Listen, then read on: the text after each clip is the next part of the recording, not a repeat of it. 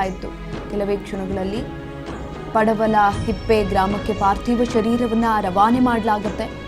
ಪಡವಲ ಹಿಪ್ಪೆ ಗ್ರಾಮದಲ್ಲಿರುವಂತಹ ದೇವೇಗೌಡರ ಹಳೆಯ ಮನೆಗೆ ಕೆಲವೇ ಕ್ಷಣಗಳಲ್ಲಿ ಪಾರ್ಥಿವ ಶರೀರ ಹೋಗುತ್ತೆ. ಹಳೆಯ ಮನೆಗೆ ಪಾರ್ಥಿವ ಶರೀರ ಕೊಂಡೊಯ್ದು ಪೂಜೆಯನ್ನು ಕೂಡ ಮಾಡಲಾಗುತ್ತೆ. ಅದರ ಬಳಿಕ ಹಂಗರಹಳ್ಳಿ ಮೂಲಕ ಅಂತ್ಯಕ್ರಿಯೆ ಸ್ಥಳಕ್ಕೆ ಶಿಫ್ಟ್ ಕೂಡ ಆಗುವಂಥದ್ದು. ಮಧ್ಯಾಹ್ನ 12:30 ಸುಮಾರಿಗೆ ಕ್ಯಾತನಹಳ್ಳಿಗೆ ಸ್ಥಳಾಂತರ ಕೂಡ ಆಗುತ್ತೆ. ರಂಗನಾಥನ ಸನ್ನಿಧಿಯಲ್ಲಿ ಚೆನ್ನಮ್ಮ ಅವರ ಅಂತ್ಯಕ್ರಿಯೆಗೆ ಸಕಲ ಸಿದ್ಧತೆಗಳನ್ನು ಮಾಡಿಕೊಳ್ಳಲಾಗಿದೆ.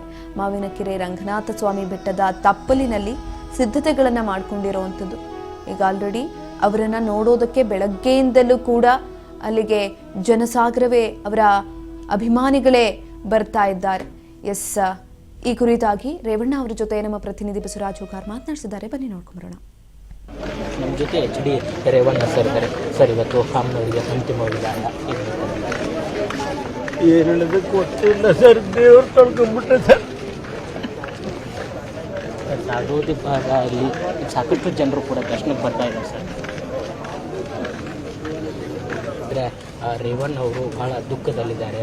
ಎಲ್ಲರೂ ಕೂಡ ದೇವರಲ್ಲೇ ಕೂಡ ನಾವು ನಂಬಿಕೆ ಇಟ್ಟಿದ್ವಿ. ಹಾಗಾಗಿ ಅಮ್ಮನವರು ಇವತ್ತು ನಮ್ಮನ್ನು ಅಗಲಿದ್ದಾರೆ ಅನ್ನುವಂಥದ್ದನ್ನು ಕೂಡ ಬಹಳ ದುಃಖದಲ್ಲಿ ಕೂಡ ಹೇಳ್ಕೊಂಡಿರ್ತಕ್ಕಂಥ. ಕ್ಯಾಮರಾ ಪರ್ಸನ್ ಶಂಕರ್ ಜೊತೆ ಬಸವರಾಜ್ ಹುಗಾರ್, ರಾಜ್ ನ್ಯೂಸ್.